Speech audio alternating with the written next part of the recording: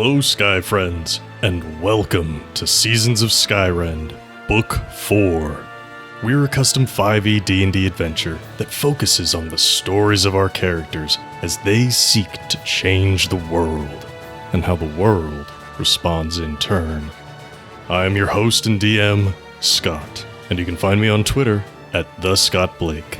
Hi, I'm Chris, and you can find me at Ewok Killer on Twitter. I play Finnigan Finn Tempest, a Tiefling Trainer, which is a Skyrend original class supported by the Metalweave Games supplement Baby Bestiary. Finn is the trainer of Cerul, a blue guard drake. Hi, my name is Nate. You can find me on Twitter at Skyrend_Nate. I play Darvin Grimm, the human monk, and I am currently hosting Cade, the demigod of the land in my brain. Hi, I'm Shannon. You can find me on Twitter at Skyrend_Shannon. I play Aranus Grey, the god of rebellion, and I am a half-elf bard. You can also find the show on Twitter at Skyrend Podcast, and you can support us on Patreon at patreon.com/Skyrend Podcast. Head on over to find out about bonus chapters, early access, NPC creation, and more. Now then, thank you for joining us, and please enjoy this chapter in Seasons of Skyrend.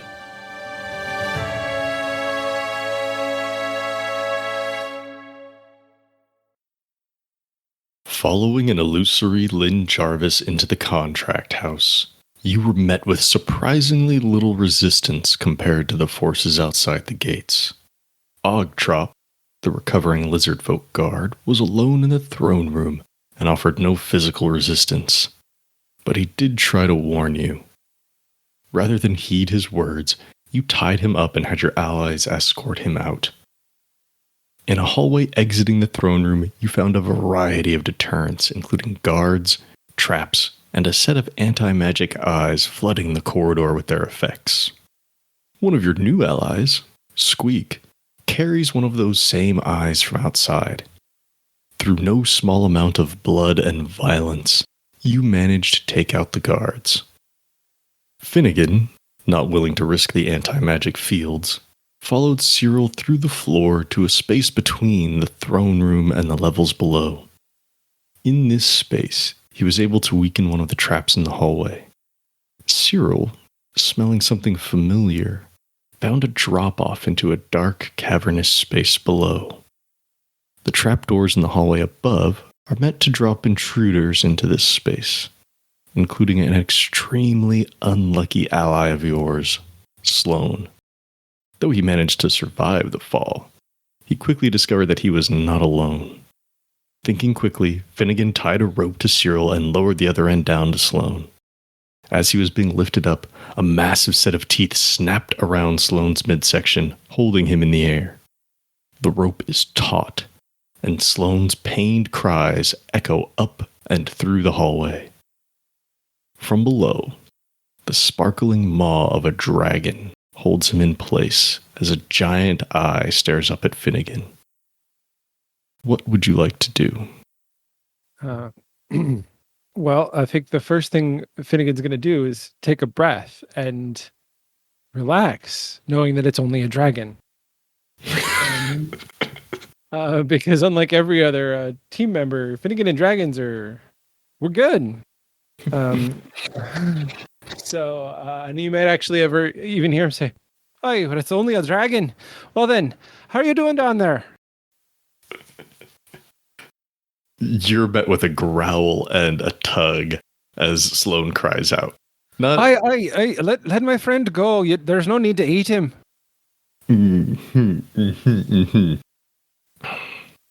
What does she say? Does she say anything? She's got her mouth full. It's rude to talk with your mouth full.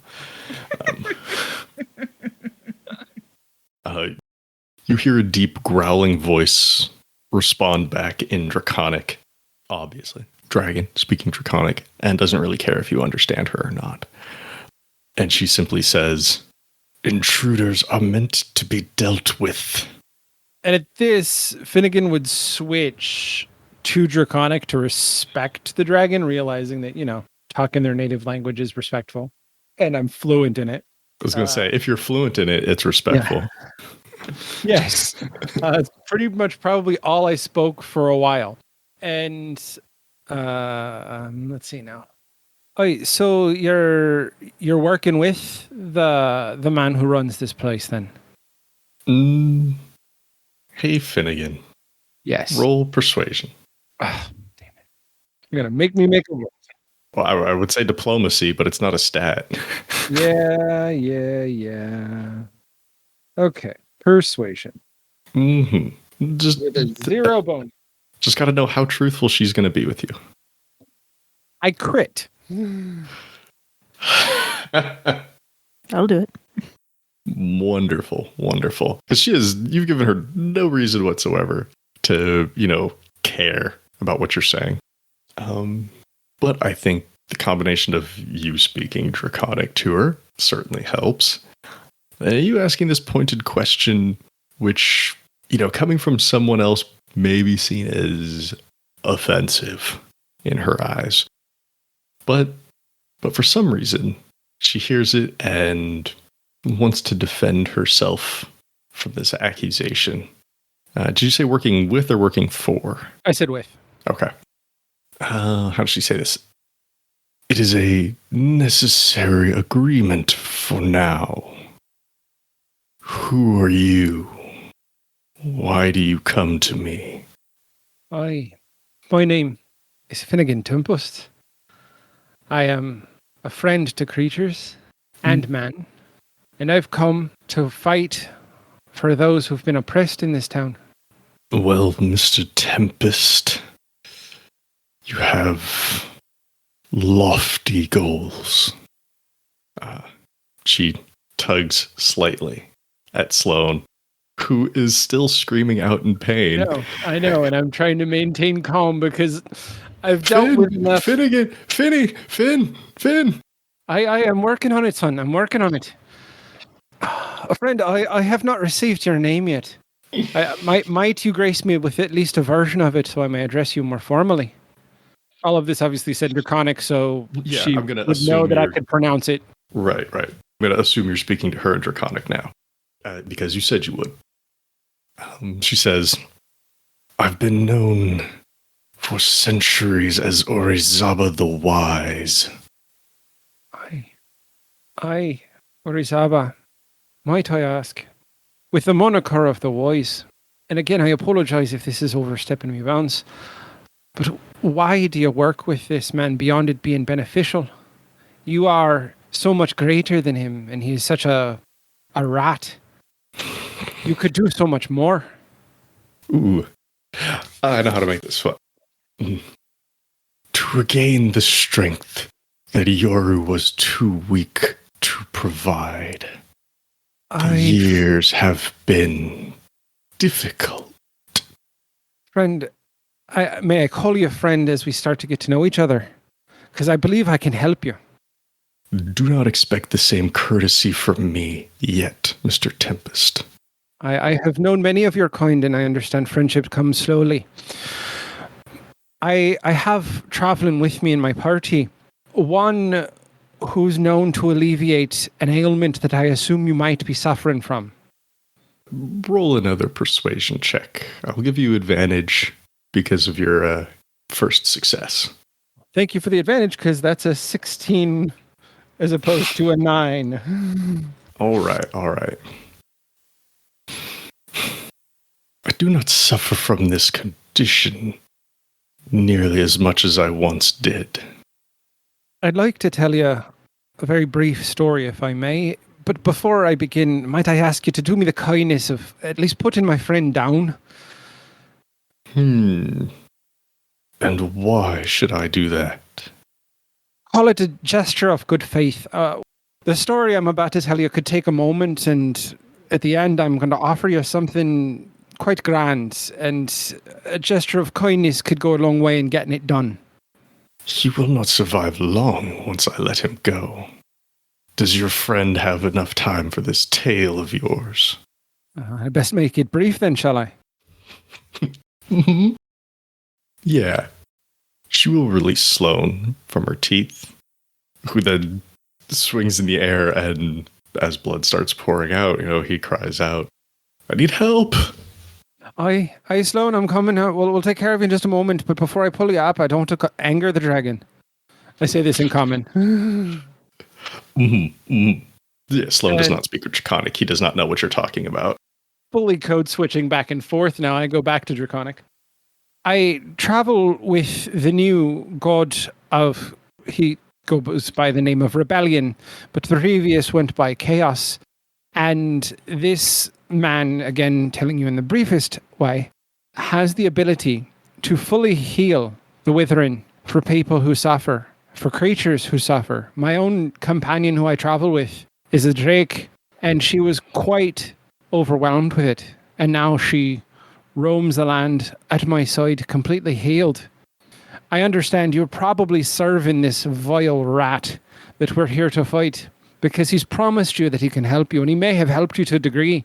But I can guarantee you that if you simply stay where you are, let my friend who's dangling from this rope go, that when we get to you, Arnis will do his best to free you from the Withering. You hear an anger in her voice now as she says, "A god. The gods abandoned us.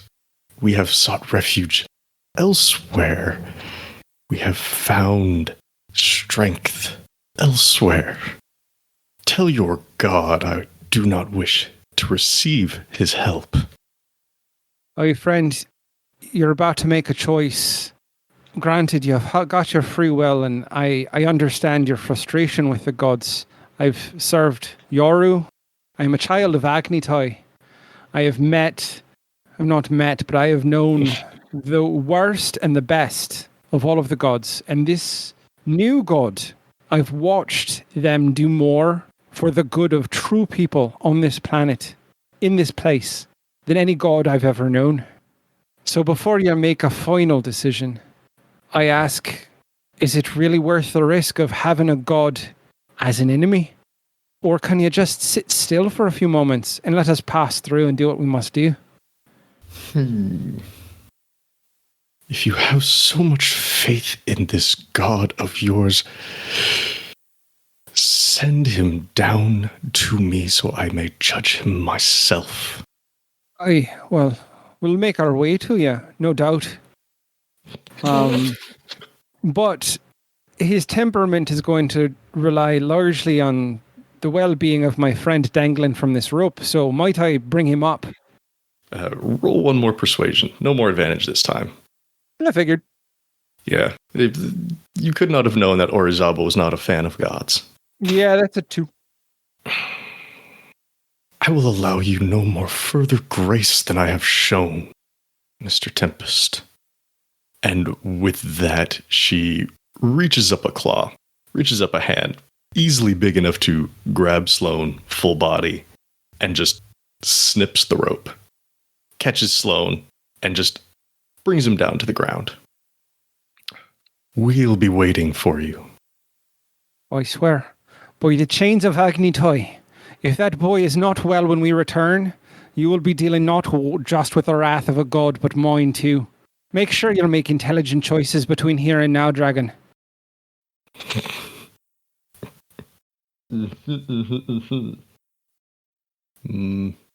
This friend of yours is hardly a meal for me. I will do nothing further to them. But their ultimate fate is in your hands. Aye.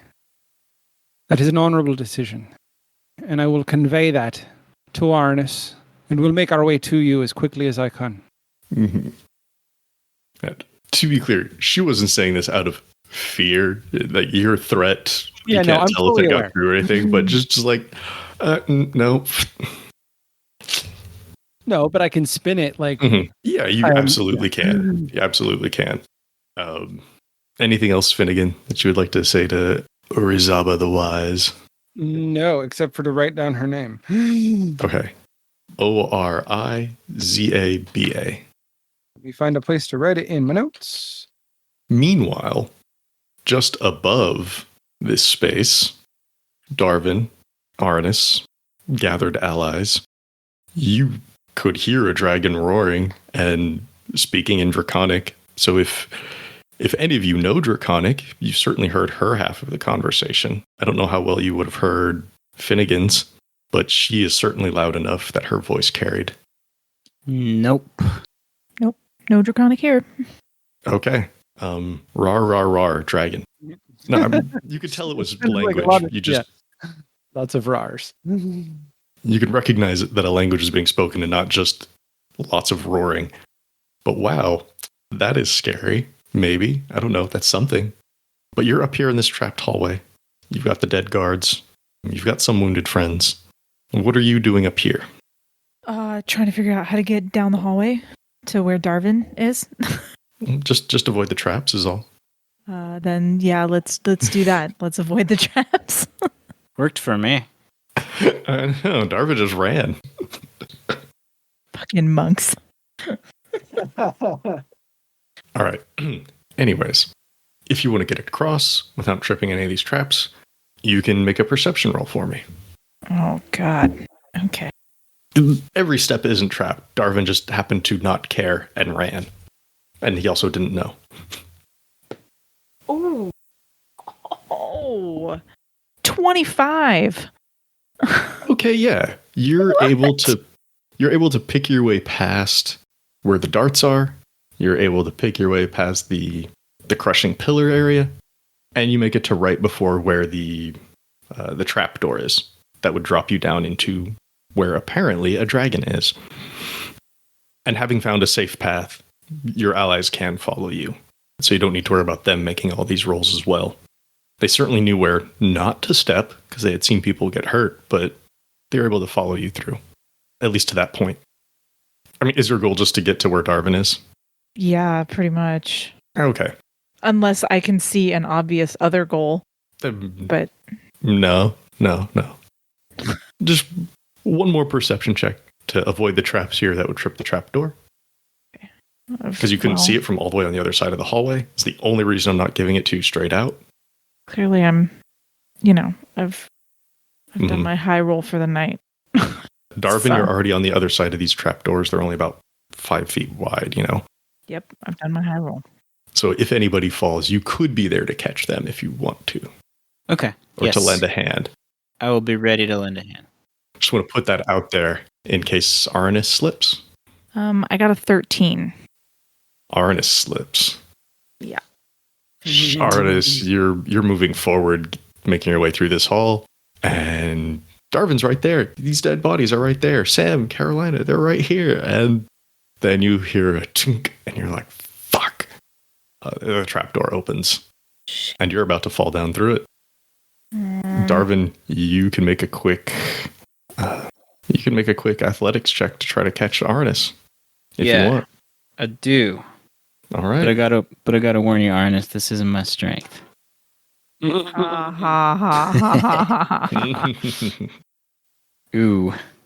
I got an 11. Shit. Sorry, really not my strength. It's all right. It was my crappy roll. And mine. You can catch Arnis, but you're gonna be pulled down with him. It's up to you. Yeah, I mean, I can. Yeah, why not? Okay. Oh, all right. Well, I can run up, right? Probably. You can run up walls. Yes, yeah, you certainly can. So I might as well go down there with you since I could probably get out. It's a long fall. You're not going to land where Finnigan's at. You're going to land where the dragon's at. Not that you would have a way of knowing that. But here, you reach out and instinctively grab Aranis's arm, but the weight throws you off balance, and you start falling down too. And it's at that moment that Carolina leaps forward and attempts to grab you around the ankles. Uh-oh. Oh my God. We're all going into this fucking hole. Here we go. I would say Sam, who is stronger, but he got his ass handed to him a minute ago, and he's still catching his breath. She catches you by the ankles, and she slams her waist down onto this opening and is just barely holding on, as there's a nice little chain now of Carolina, Darvin. Ooh, she grabbed one of your ankles. She's not grabbing the sword. That seems like a wise decision. Sharp thinking. Ooh.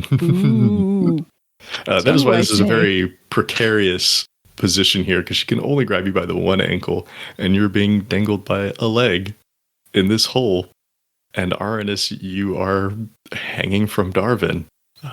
Darvin looking down. Right, Darvin, do you have any sort of dark vision? Nope. In which case, looking down, all you can see is just a faint sparkle somewhere deep down this drop-off. Arnis, if you were to look down, you would see the same. And at this moment, Finnigan, those trapdoors opened up again, and there's Arnis and Darvin dangling. What do you guys want to do? Well, I can look up and see this like daisy chain we've got going here, right? Yeah. Carolina is obviously straining to hold the weight of the two of you. She says, hurry, get up here. Okay. Or do something. I mean, you know, her immediate thought is climb back up. But if you've got another option. I really... Anyone got a potion of flying? Not me. I don't.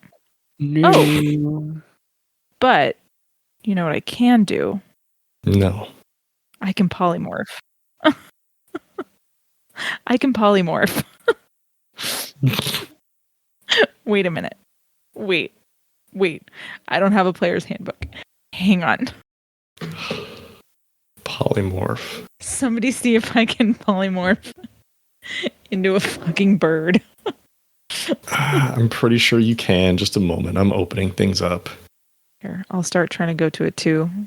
Lasts for the duration, which is concentration up to an hour.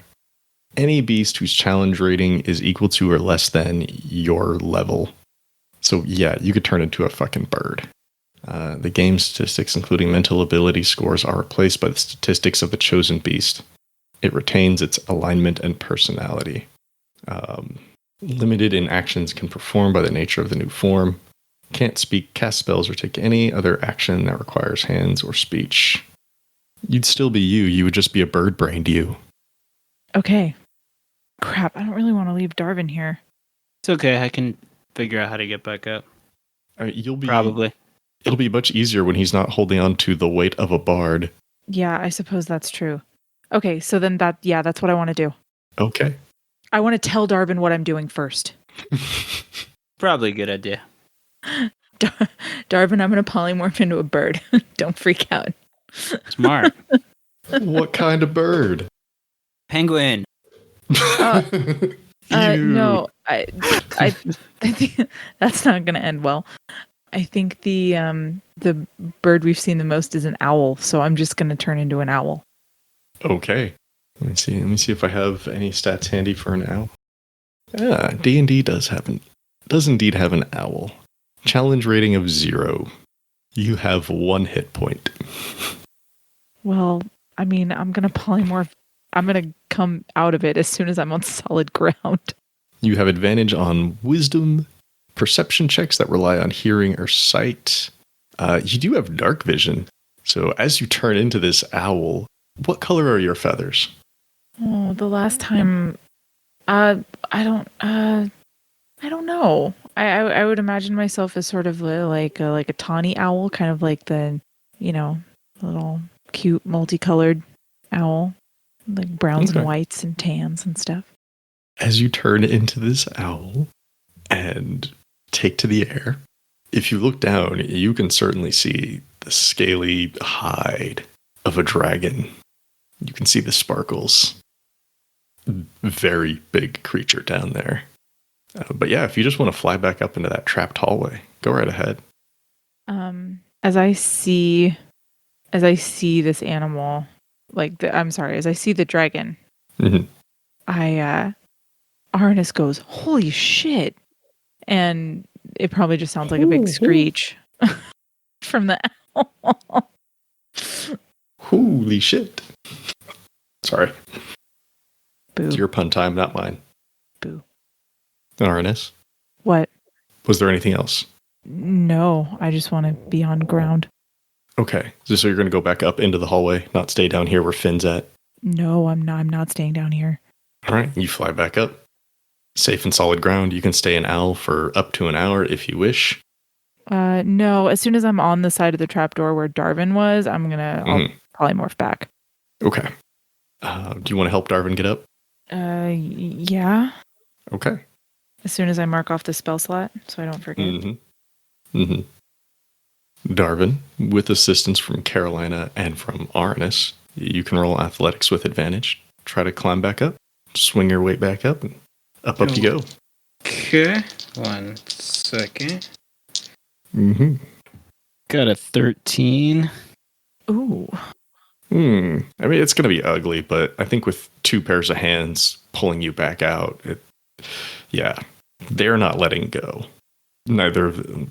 Arnis isn't particularly strong. Carolina's a little bit stronger, but I think it's just, this is several minutes of struggling and like getting a foot up. Cut that part out of the montage.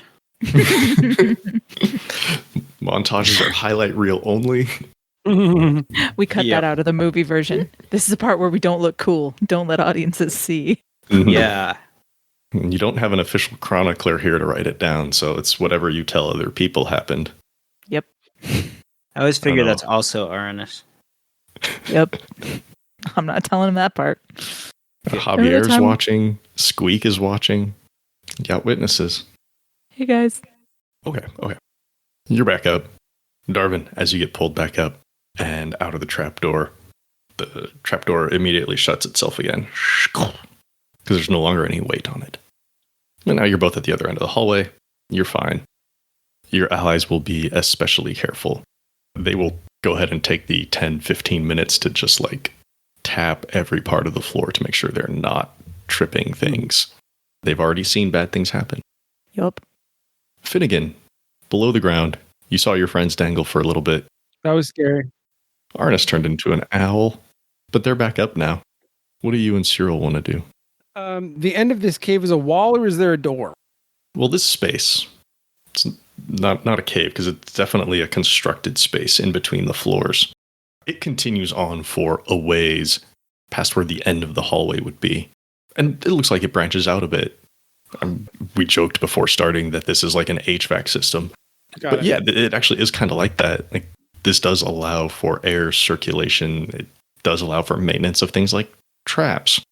It was probably just originally like a dead space in between the floors. Like they want a fancy ceiling in the room below you, or, they had to have a pipe for the toilets or something, But also, hey, if you're making traps, you need a place to go and work on them. Is the trap floor, is that like permanently open, or does it open and close? It opens and closes. Okay. It just shut after Darvin got pulled back up. All right. Could Cerul climb her way up to the floor above us? Cerul doesn't have a climb speed. No, she doesn't. But does have claws. Well, how tall is the space we're in? It's not incredibly tall. It's not meant to be a room. It's just enough space to, serve as its little air circulation corridor, as a maintenance shaft type thing. If she wanted to, with some time, she could probably climb back up and start scraping away at the ground and burst through, if that's how you want to do it. Yeah, I think that's what I want to do. Okay. So Cerul grabs onto the wall, hoists her weight up a little bit, and gets to the ceiling of this room and the floor of the hallway, and starts tearing into those bricks, just tearing into that stone. In fairly short order, because she has a burrow speed, is able to make a hole big enough for herself to pass through. And Darvin, Arnis, assorted allies, Cerul is digging a hole back up through this end of the hallway. Oh. And you see her stick her snout up through. What up, buddy? Anybody gonna help her out? Oh, she can climb up. I was going to say, if she looks like she needs help, sure. But I assumed that because she had a burrow speed, she didn't need my help. She gets out, and then a dark reddish hand holding the end of a rope floats up through the hole that she just climbed out of. As I used a mage hand to send up a rope, and I say, "Can somebody help me out?" Or I say, "Oh, can somebody help me out of this hole?" All you had to do was say something, buddy. I hand Cerul the rope. No, I'm just kidding. I don't do that. All right. There's a rope. There's plenty of people. You're able to help Finnigan back up. There's plenty of hands here if this is how we want to do it. Okay. So you're at the end of this hallway. The anti-magic eyes are broken, except for the one Squeak carries. What do you want to do? You're all together again. First thing that Finnegan's going to do is convey the Cliff's Notes version of the conversation I had with the dragon to the team. And, that there's just a very large dragon underneath the building. Mm-hmm. And has one of your allies. Yeah. There's that too. But, first thing we got to do is deal with the other side of this door. Yeah. Sam asks, are you sure Sloan's going to be okay while we're busy up here? The dragon seemed to indicate that while she wouldn't be helping him, she'd not be doing anything worse. So as long as we can move quickly, I think that we can at least begin a process to try and get Sloan help. Okay. All right. Is everybody on board with that? I mean, we could go down the hole now and deal with it first, if you like. I don't particularly want to leave him down there, but at the same time, I feel like, we've got a rock and a hard place because either way, we're likely to die. And so, he'll be useless in a fight if we go get him now. Do you want to risk not finishing what we started? I mean, the choice is between, do we save one guy and maybe get killed in the process, or do we save a whole town and maybe get killed in the process? And I am worried about the guy. Of course I'm worried about the guy, but it would be selfish to go after the guy and not try to save the town first. Yep, I see it. Okay. This is your party. Let's get it moving. All right.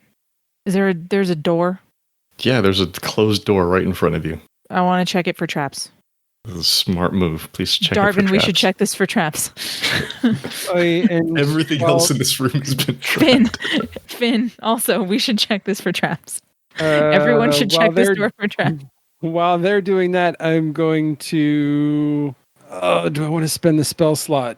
No, I'm not going to, because there's enough magic in here, it's not going to help. But I'm going to look for any sort of arcane runes or anything that might indicate that there's magical traps. Okay. Sounds good.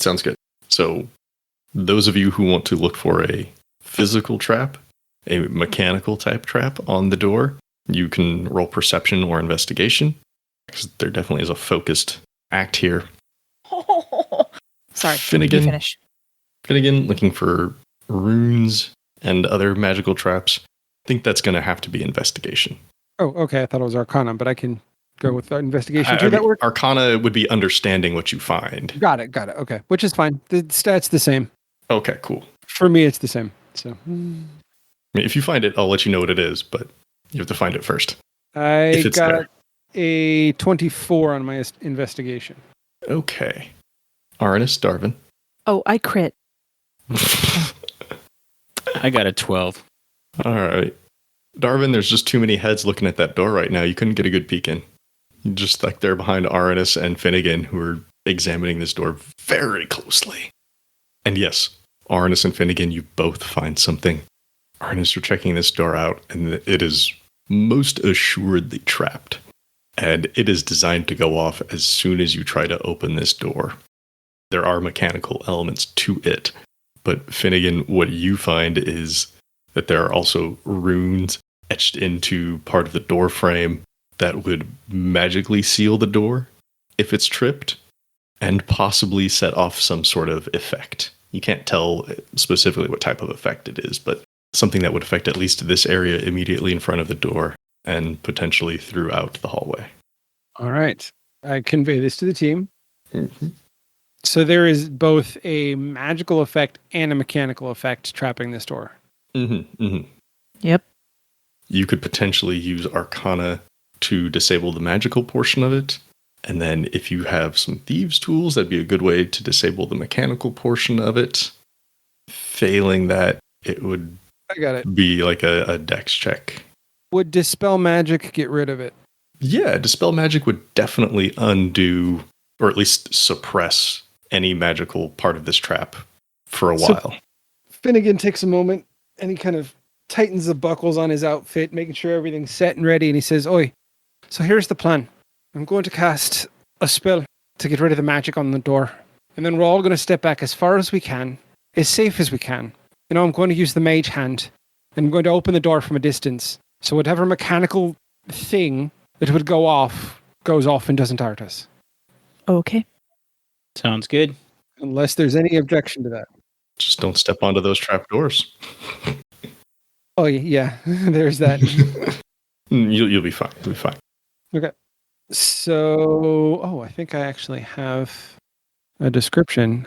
I've been going through and trying to write descriptions for how I cast some of my spells. And I don't know if I got to Dispel Magic yet. No, I do not. Okay. Mm-hmm. So for this, which doesn't have a ritual, but it's verbal and somatic, I think, let me look it up because I want to see if it has a range or not, or what the range is. I know it should have Of some. Mage Hand? No, of Dispel Magic. Oh, of Dispel Magic. I just want to flavor what this spell casting looks like. I don't want to just be like, I cast Dispel Magic. That seems like fine. That's fine.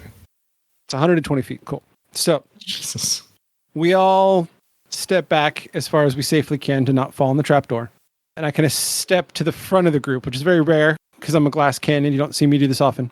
And Cerul she pads up and like crouches right in front of me. And she's so large that she comes up to like the middle of my chest. She's so big, like a little half wall, if you will. I rest one hand on her head and then kind of like tousling her hair if she was a toddler. And had hair. Yeah.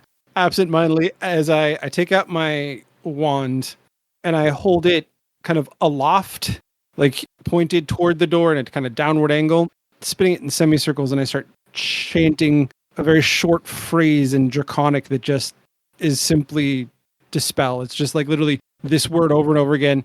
And then after a few kind of spins, flick my wrist at it, and this little tiny, very, very small ball of little green light just hits the door. Okay. There you go. There's your flavor. Tasty. The green washes over the door and you see it absorb into the frame and just as its effect takes place. And the magical portion is gone. Perfect. And then I hold out my open hand that doesn't have the wand in it. And I say, Manibus. And my hand glows with that like same red glow that you saw earlier. Like the mage hand is floating over it. And then it just kind of moves forward from where my hand is toward the door handle, opens it, and pulls it towards us. Or does whatever the door is going to do. Mm-hmm. The mage hand attempts to open the Open the door. Yes. Okay. As soon as the mage hand attempts to open the door, there's a loud chunk sound as the door on the other end of the hallway is triggered and slams shut. And you could kind of see it from here through the mage hand, but this like spike comes out of the door handle. It would have jabbed a real hand that was there, but magic hand, you're fine. And the chunk also locks the door.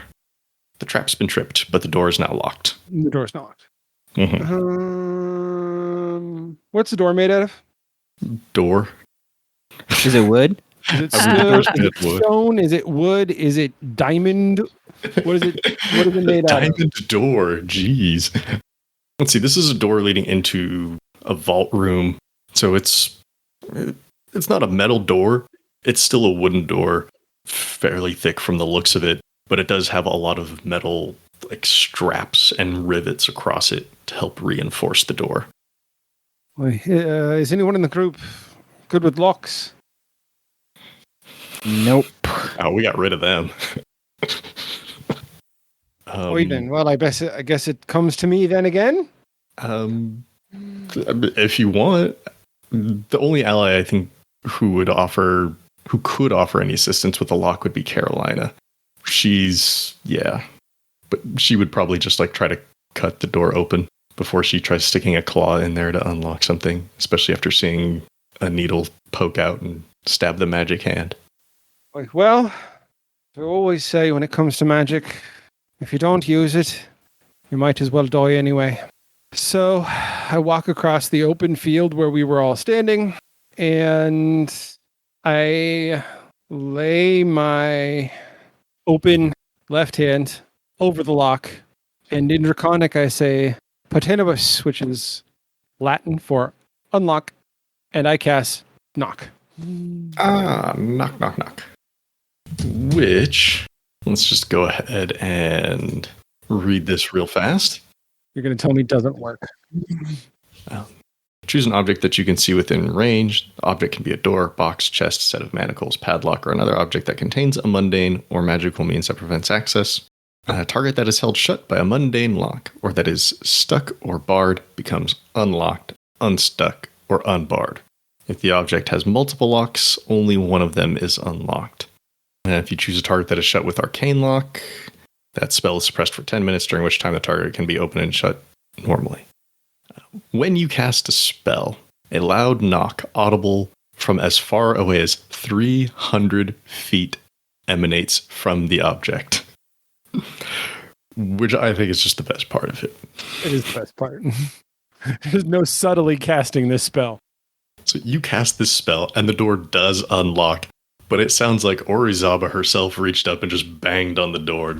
And it emanates throughout the contract house. Everybody knows that something just happened here. This is very loud, but effective.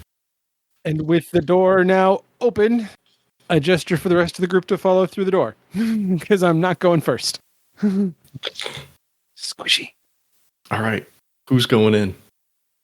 Oh, I guess it's me. I think it is too.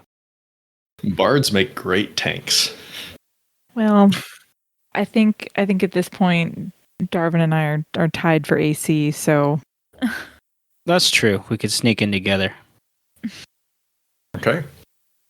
Heading in through this door, you enter into a short hallway that then opens up into a larger room. There's 15-20 feet of hallway here. And as you walk through it and reach this more vast open space, not exactly vast, but a larger open space, not as big as the throne room. Oh, there's also another door on the other side of this room. Like if you were just to keep walking straight, there'd be another door that goes out. Mm-hmm. You find yourselves in the counting room. Immediately to your right, there are two sets of bars that run parallel to one another.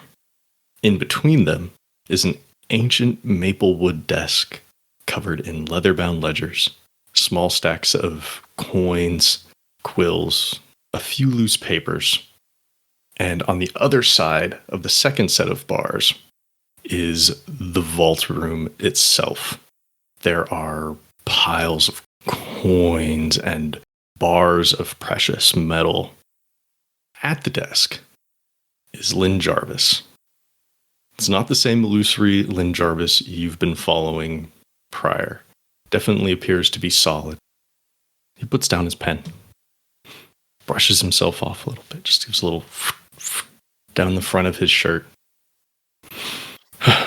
Decided to come see me yourself then. Yes, unlike some people, I prefer to do all my business in person. Look, I'm a very busy man. Sometimes I can't do it myself in person. Has everybody else followed Arnis in to this area? Yeah. Oh, yeah. Okay. So there are a set of bars separating you from Lynn Jarvis at the moment. There's a door in those bars. It is shut, of course. There's a door in the set of bars behind him. That is shut, of course, as well. Well, I had already received your response from outside the contract house, and your presence here tells me that you've ignored all other common sense. I hope that the lives of those citizens and those who would join you, I hope the sacrifice that they make is worth whatever it is you want to do here today. You mean taking down the guy who fancies himself the ruler of this town while literally stealing all of the money from the town? You mean that? Because that sounds pretty worth it to me. If you mean the man who has kept this town running After the gods failed us and left folks to die? You have people starving in the streets. I don't want to hear any of your bullshit about how you saved this town. It's bullshit. You didn't save this town. You hoarded wealth for yourself and you stole it from the people that are begging at the gates. While you are here in your nice little, well, I don't have another term for it, but gilded cage. Like, what are you hiding from, Lynn? I'm not hiding. I'm a busy man. There's money You're to in be a taken hole. care of. You're in a hole. You're literally in a hole. How are you doing business from a hole? Sorry. Sorry, it makes me laugh. I realize he can make illusions of himself and like that's how he goes out and does things. I do understand that. Like I do get it. I just try to make a point.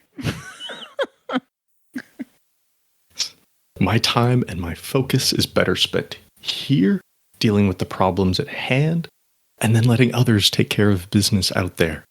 When I need to, I join them in a manner of my choosing. But there's so much to be done here. I can't begin to tell you what it has taken to provide for people, knowing that the gods can and will fail us when things really go bad. I'm confused. I am genuinely confused at how the gods ruined your town. Please explain this to me, because I know that everybody was hit with the withering. I know that it was terrible. I am under no illusion. But please explain to me how what you're doing is helping fill a gap. I'm confused. When the withering began, everyone turned to the gods for salvation. None of them responded. They hid. They were like selfish children. They were like selfish children, protecting themselves while others suffered. We need to be ready for when the next Arnis comes along and brings this down upon us again. If you're to die and this happens again, what do we do? If another god dies and this happens again, what do we do? The gods didn't have an answer. Took it upon myself to find one. Oh, I'm sorry. Were you done? Because Do I need to say more? No. You've said quite enough. Thank you very much. Okay. You complain about the gods hiding like selfish children. And all I see in front of me is a man hiding like a selfish child. You are taking everything for yourself. It is the most selfish thing I have ever seen. And you're claiming that it's for the good of the town when you wouldn't have beggars at the gates if you cared about the good of the town. Additionally, just one other thing. You claim that all the gods were hiding. They were not. That is not a thing.